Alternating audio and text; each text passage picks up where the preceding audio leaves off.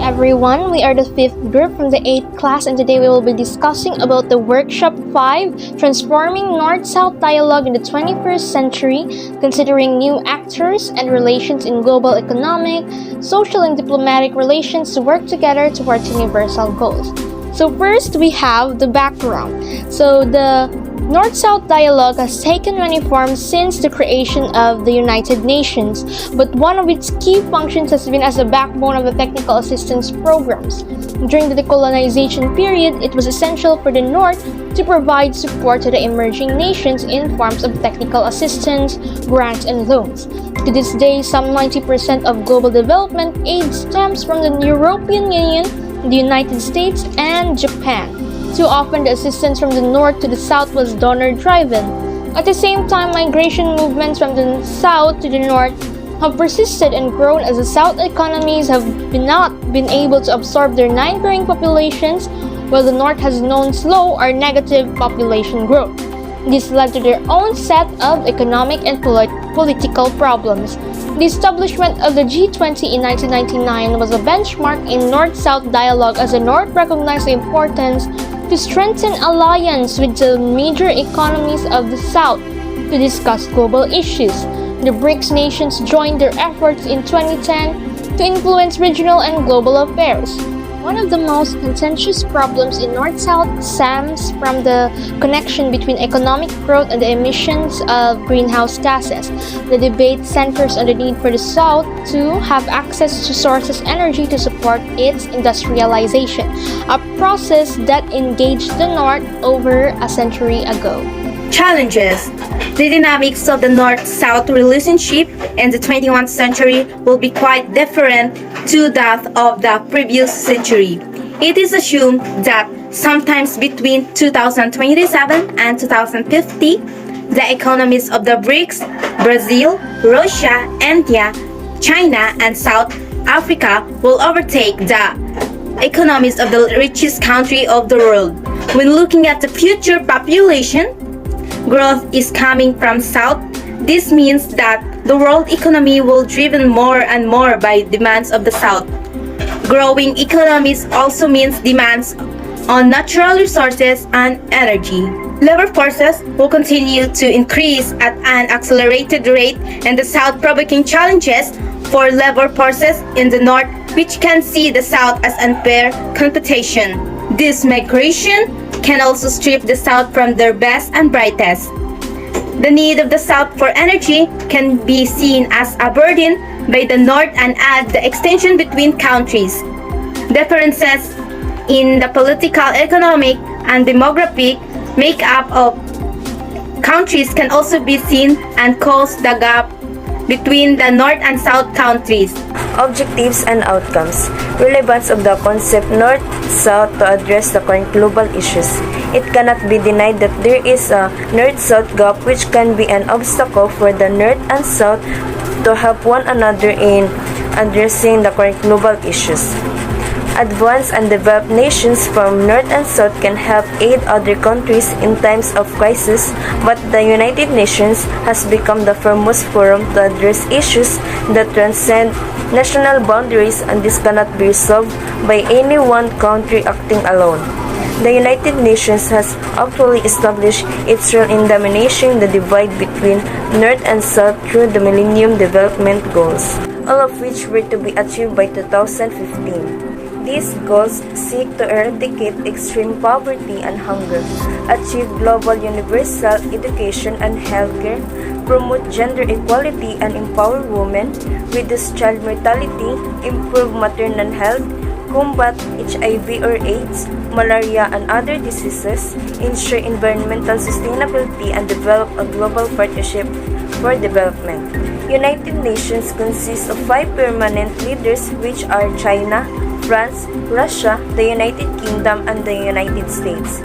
These advanced countries have been aiding different countries as well in financial aid and military strength. Efforts should be genuine with a total commitment and conviction of purpose and intent for.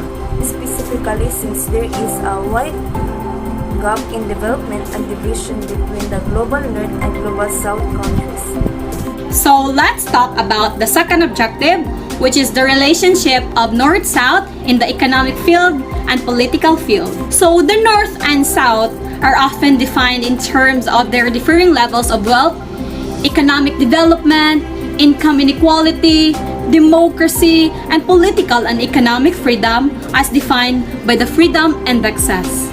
So let's talk about economy. The global North countries are known for its wealthy, technologically advanced, politically stable, and aging. As their societies tend towards zero population growth, the opposite is the case with global South countries. While global South countries are agrarian-based, dependent economically and politically on the global North, the global North has continued to dominate and direct the global South in international trade and politics. the North and South did things very differently. Despite the differences, the North's economy was supported by the South's, and the South economy was supported by the North's. Since the North had an industrial economy focus in manufacturing, it needed the crops grown in the South to produce goods. Moving forward to political, the North and South were very different in some ways, but in some ways, they are similar. Something that they had different points on the political views. For example, the North wanted federal power, while in the South, they wanted more of states' rights. One thing both North and South hated were protective tariff put on goods to tax the people. Both North and the South had different views on slavery. The North opposed slavery because they feared slave labor would threaten the status of free white workers and would compete with free labor. While the South was predominant to slave labor, there were not many immigrants coming to the South looking for work. The North and South both disagreed on states' rights. The last, they both thought their way of life, economy, and everything else is better than the opposing side. A vision of how traditional North-South relationships could be reconsidered to recognize new types of partnerships. The development of cooperation or partnership between the North and the South in the political, economic, social, cultural, environmental, and the technical domain, which involves two or more developed and developing countries, taking place on a bilateral, regional, sub-regional, or interregional basis.